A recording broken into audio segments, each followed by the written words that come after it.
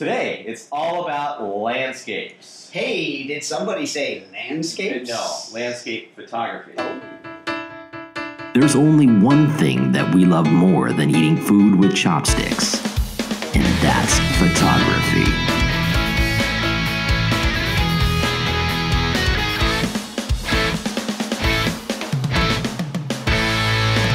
All right, Farmer John, what's going on?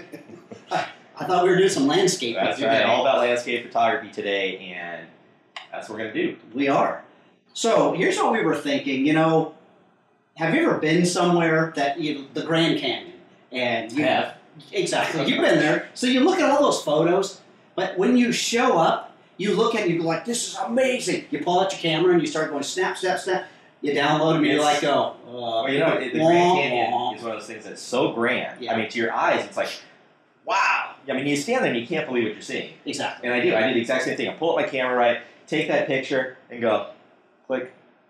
That's not as grand looking as I can see with my eyes. So. Here's what I've discovered over the years. Is I think the biggest problem is that when we go to these epic places, if we're not planning a just pure photo trip, when do we show up? We got the kids in the car. We show up and it's noon. 1 a.m. or start at 1 p.m. Exactly. High sun. It still looks fantastic, but you just kind of get out there and the light's bad. Yep. What you forget is those pictures that you saw of the Grand Canyon is right when the sun was cresting and throwing beautiful light across the canyons. So, what can we do maybe to help each other, help these guys out on taking, some better landscape photos in the middle of the day? So, I know landscapes, I gotta admit this, okay? I'm gonna admit this to you and to you. Landscapes are not necessarily the thing that I love doing most, right? But I think we've learned some good things over the years of how to create something maybe more magical looking to match what my eyeballs see. Yes. And I think that's a good idea that we can share with all of our viewers here today, is how we can maybe set those pictures apart from just snapshots. Okay, so I had this idea. How about you and I, we pack up the gear, and let's head out to a spot that I've been to, you've never been to, that I think is kind of epic, a lot of people don't know about. And let's see, it's what, like 9 o'clock? By the time we get there, it's going to be around noon. Let's see what we can do in that area today. Absolutely. Okay. Let's head on out. Let's head on out. Here, don't forget your camera. Yes, that's an important thing. Have you ever been to an area that's almost too big, too epic for your eyeballs to even take it in? Then you've pulled out the camera and decided to take a few shots to show friends at home, only to find that those pictures fall completely flat. Why? Because the scale of the whole area is just too big. Today, we want to give you some tips on how to get the most out of your epic landscape locations.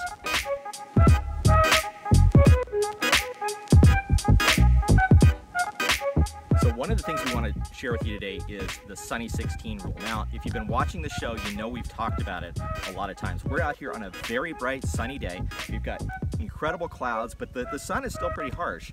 And what you can do is you can create a masterpiece landscape by setting your camera using the Sunny 16. So first thing you want to do is put your camera in manual, and simply whatever your ISO is, you're going to equal that in shutter speed. So for example, I'm set at 125 ISO. You set your shutter speed at 125, and then your f-stop is f16. When we take this picture, we get an amazing, perfectly exposed image. In fact, if I take another one here, a little different direction, again, I haven't changed anything, but the sky is blue, the clouds are perfectly exposed, and my very bright rocks still have detail. It's just a perfect thing. Use that Sunny 16 rule.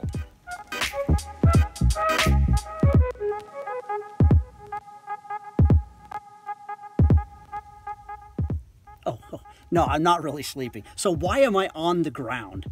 When you want to take an epic landscape picture, sometimes it means you have to change your perspective. That means getting on the ground and getting dirty. I saw this incredible mud puddle when I was coming down the hill over there. The first thing I thought was, look at that slot.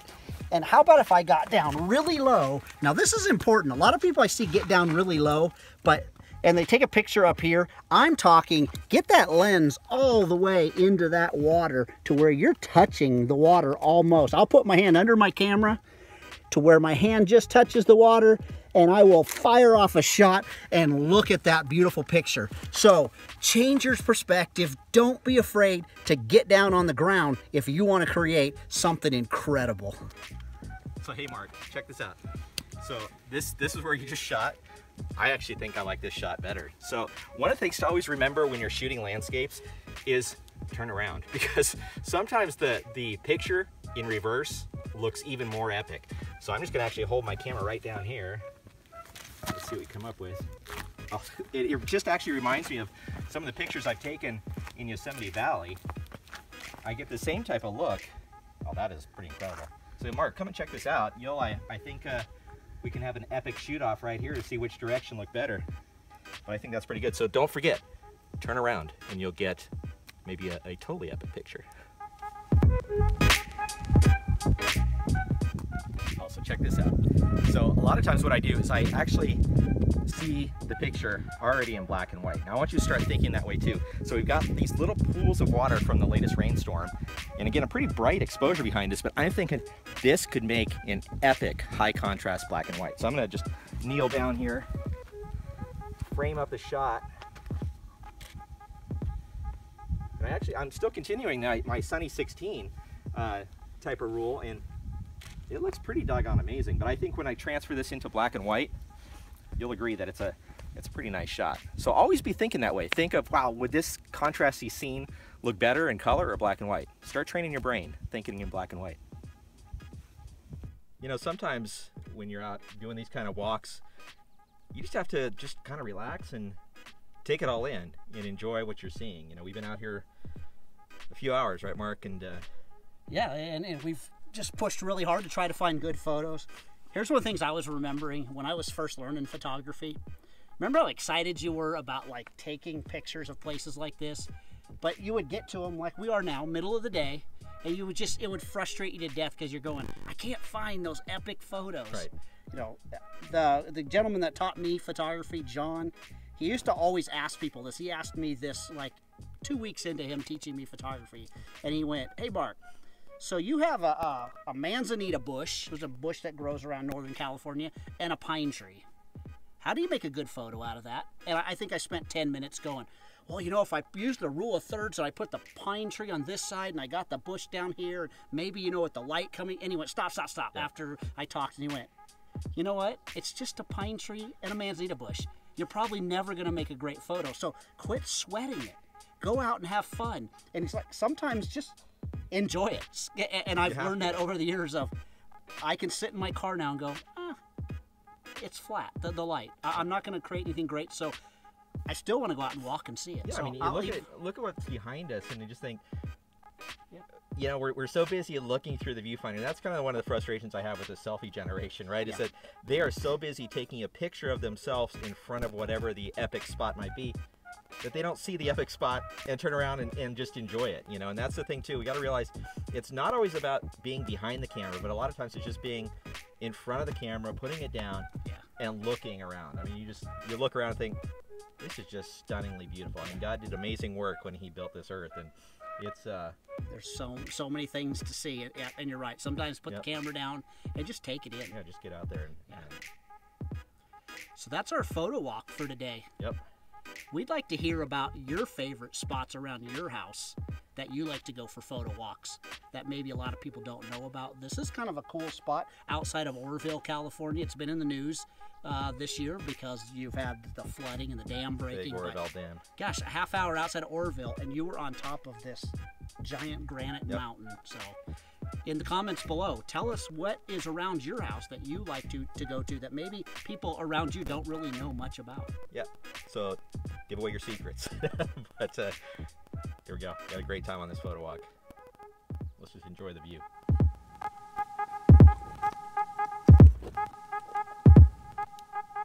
Hey Mark, here's a manzanita and a pine tree. Let's see you make something cool out of that. Hoi! Fortunate questions. All right, time for that favorite time of day. Fortunate questions. Let's see the mid-ear pass. Whoa, that was awesome today.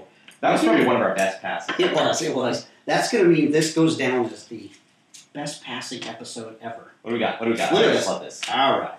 And it's right side up again. It is. That's like 2 weeks in a row. It is. And this is from Lisa from Stockton. Hi, Lisa. How you doing, Stockton? So it says, is it okay to delete my photos in camera rather than waiting to download them on my computer? That's an awesome question. Yeah. Because it is an awesome question. I mean, it's like... Yeah, you'll hear people talking about culling their photos. Right. That's what it just means. Getting rid of the bad ones, Yep. right? So, I got an opinion. let's hear it. Okay. Don't do it. And here's why. Yeah. Now, let me give a little caveat. I do it sometimes. If the picture is totally stupid, I mean, it's like... Yeah. Pure white, you got pure the exposure white, so bad, pure it's black, just or this- purely out of focus where there's nothing I can do with that, then that's okay. I agree. But the reason not to is because I've often found that the picture that I think is on the back of the camera, when I get it back and look at the computer, it actually is not bad. And I can use sections of that picture. I can use it for something, for a background, for another picture, if I'm doing kind of a composite image. I often use those pictures. So I don't recommend to do that. Memory is so cheap nowadays, it just doesn't matter. Yeah. I mean, and you can get a huge memory card that... And if you're someone who deletes photos, just wait till they're on your computer and find them then. Because, like you said, I've done this so many times in weddings where I went, that's the shot. But then I got back and I realized one bridesmaid had her eyes closed. Exactly. But the bad shot where the bride was doing something, I went, that's unusable. Where you replace the eyes? The bridesmaid is looking perfect. So I can actually replace the eyes or the face to get that great shot that I'm looking for. So that's one of the reasons I never delete in camera. Yep. No, I think that was an awesome question. I just get in the habit of not doing it. Yes. Yeah. Good. Good question, Lisa. If you guys have questions for us, go ahead and you can submit your question to us. You can either do it in the comments below, or you can send it to us in a message on our website or on our Facebook page.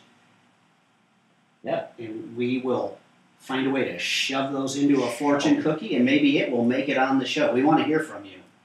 So let's just kind of wrap this up today. Yeah, a We've little got food, some food for thought today. Yeah. You know, there's a couple things that we talked about when we went out and visited Bald Rock, and one of the things that always is on my mind is the fact that I understand when you're pretty new to photography. When I say new to photography, I mean you've been doing it for Less than 20 years. Yeah, less than 20 years. You're still new to it, figuring things out. It's wonderful to get to the point where you don't feel like you're failing if you're not taking a picture. Mm-hmm. And I like, we're saying, sometimes you just got to let the camera hang around your neck and enjoy the view. Well, I talked about that in one of our small bites. If you don't know, if you haven't checked it out, we do these things called small bites, which are little 2-minute segments just about photo ideas, tips, and tricks, and just kind of our thoughts. And there was one about that, of taking your camera for a walk, right? Sometimes you don't even need to press the shutter, just enjoy it. Yeah. We were joking around the other day talking about people were at Zabriskie Point, right, in Death Valley, and what did you see? Yeah, When this you were awe-inspiring view. The most incredible view. I would watch people walk up the tourists. They would go to the overlook. Photographers were down below the overlook taking pictures, and they would stand there and they'd go, Selfie. Selfie, and they'd go, cool, where are we going to go to now? Oh, let's go see the lowest point. Let's go to Badwater, and they'd walk away. Right. Man, drink the view in. Take some time to enjoy what's around you when you're out taking landscape photos. Yeah, so enjoy it while you're out there. Take the epic pictures. I use that word a lot. I've noticed that. I was worried about using the word epic too much Because until I realized it was epic. in life I hear it 30 times a day. Dude. That's probably going to be that new word that's on the epic. list. Last year it was, what was amazing? Now everything's epic. It's epic. Or we're just dating ourselves. One of the two. But yeah, I don't know that I'd want to date myself. It's kind of annoying, I think. Yes, I agree. So, hey, great show today. It was. Get out there, take some landscapes, but also just take some time to enjoy it. As always, take a moment to like, comment, and subscribe to our channel. We meet you every Tuesday with some photography fun. That's right. All right, we'll see you all next week. Thanks for joining us. Have a good one. Take some pictures.